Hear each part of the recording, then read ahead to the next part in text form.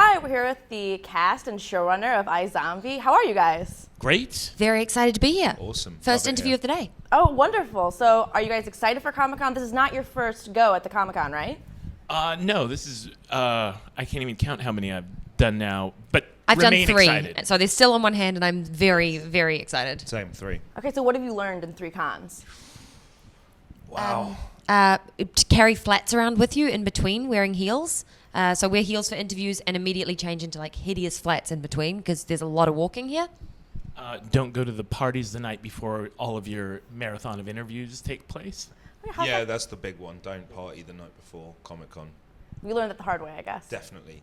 Excellent. Well, I have to ask about the last episode this season, the Rob Thomas reveal. I mean, how long did that take? Did you guys know about it? When did you read the script? Tell me everything. Rob Thomas and I have been in touch via Twitter for a long time because we get each other's stuff all the time, and we just kind of forward it to the other person. And he's always been very friendly. And in the room, we were talking about initially that there should be a Supermax jingle.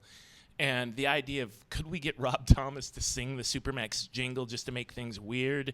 And I just direct messaged Rob, and he was down with it immediately. And then we thought, well, what if he played the Supermax release party? That would be even cooler. And really, Rob was on tour in Australia at the time, but he responded within the hour. And what I didn't realize, and this was the best part of it, was that he's a fan of the show. And in fact, when we sent him the script to the finale, he said, "Listen, is it okay if I don't read this yet? Because I want to be caught up with. I don't want to be spoiled on anything that's going to happen." I'm like, "No, you're going to shoot this before those other episodes, so I'm afraid there's no other way. You do have to read this And script." by the way, he wasn't just a fan; he was like a fan of the show, and it was intimidating because I thought I was like, "Oh my god, we get Rob Thomas on the show! This is so great! How nice of him to come and pop his head in or whatever." He showed up. Him and his wife knew every single plot point. It was so intimidating. I'd sit down; they would know like Liv's backstory better than I did, and I was like, they'd ask a question. I felt in the hot seat. I was like, they're like, episode 201, what exactly did you wear? Like, why did you choose that outfit? And I was like, it was the scariest interview ever, and it was Rob Thomas, the superfan. That's amazing. I mean, that reveal when they start singing the song, did you know right away this is what we have to do, or did that come to you organically? Because that is just a wonderful burn and joke. Slow burn. We were in the writers' room breaking that final episode, and one of the big ideas of Veronica Mars, God, Isn't his first Comic-Con. one of the big ideas in iZombie is if a zombie eats the brain of a human, that you get their attributes. And when we landed on that idea in the writers' room, that these Fillmore Graves mercenaries would be singing Rob Thomas on the way out, it made us so happy. And then it was just finding the right song, and we thought Unwell was sort of the perfect song to go out on. By the way, the actor who had to sing that was the scariest thing. I mean, the poor guy, he did a great job, but he was terrified. Rob is lying there with like his brain, like gelatin brains falling out of his skull, like, no, you go, you do this one. And the guy's like in front of the artist, like, oh. Oh, that's amazing. I hadn't even thought about that. That's intimidating. So this is the harshest audience you're ever going to have. And you guys kind of kill it on the music on the show. I mean, let's be real. How often do you get that theme song stuck in your head? We still sing it. We sing it every time. When we live tweet and we're watching, I think it's one of the best intros I've seen on television in a long time. The intro's dying, right? Like that kind of idea, and iZombie just gets you in the mood. Yeah, outside of Kimmy Schmidt, which that one is pretty amazing. And that Marvel one about the blind dude, the rival. That pretty intro good is also. quite good. But I think if there were an Emmy award for theme song choice, we would get a nomination. I think for that. Yeah, definitely. The first year we were here at Comic-Con, I remember I had landed on that song, and I was very excited, and I'd had our music editor cut together like a 23-second bit of it, and I was handing like my earphones off to each cast member saying, "What do you think of this? What do you think of this?" And it went over pretty big. It was one of the most exciting parts in the pilot where it felt like things came together to me. For some reason, it just really, it so felt like the show. It felt like it solidified so much. I wanted a Rick Ross song, but He was That's fighting. that's why I'm not a showrunner. You were fighting for Careless Whisper. Well, also, I have to ask you guys, there's a character that won't be returning next season, Minor. Are you going to miss him? Was it fun working with him? Or is it a her? I'm sorry. Oh, well, It's a him. It is most It's definitely him. Yeah. Funny you should ask. Part of the problem with Minor was trying to find an angle that we could shoot him in which we weren't showing off what a him he was. In his headshot, we did not see his manliness, but we sure saw it when we started shooting the show. It was tough to get a good angle on that dog. How many times do you have to cut and be like, cut the dog? You know what? It's funny you should say that because it was quite tough. It's a very specific look, that dog, and so he was really lovely, but No, he wasn't the most well trained dog. I didn't like. That's my biggest show falling out. Was There behind the scenes drama between you and Minor? yeah. Well, the thing is like you don't realize when you're working with animals. Like it's the first time I'd worked with animals, and so you've got like all these little gadgets on you. So the scene is that Ravi sees Peyton.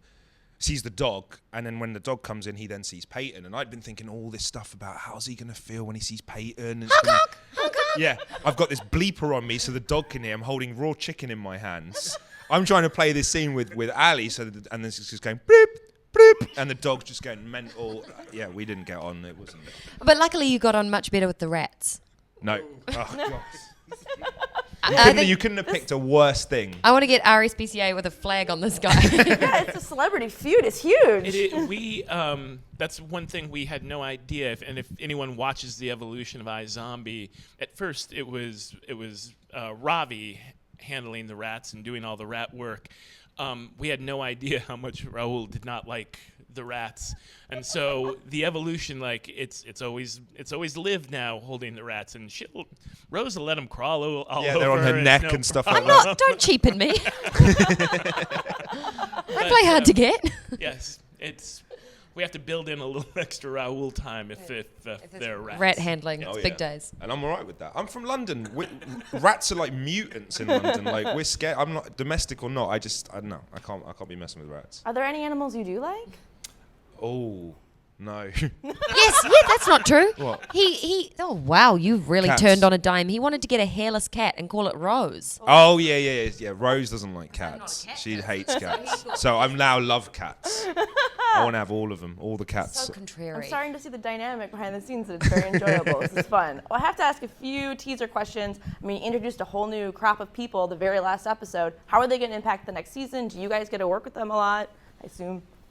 Yeah, I mean, we're going to replace energy drink company Max Rager with a military contractor company called Fillmore Graves, and we will go anywhere with our names. That is true, and we'll spend a lot of time with that group. They are a zombie outfit bent on protecting zombies, and Rose and Major and Rose? I'm sorry.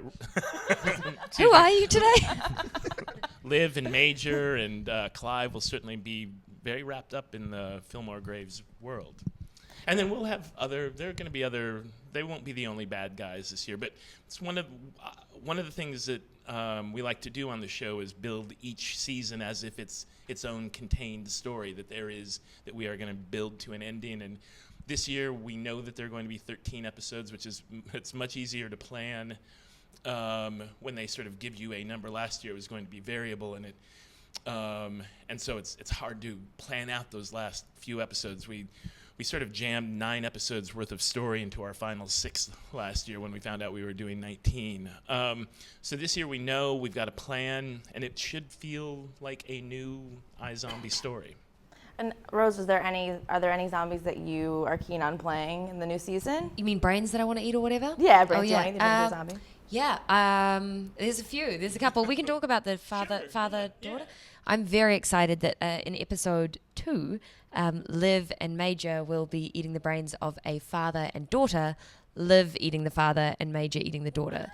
So I didn't know that. That's the first time I heard that. Really? Awesome. I'm spoilers galore. I just got sent a nasty text from him about any spoilers coming out. That's fair game. That's fair game. Okay. Well, you heard it here first.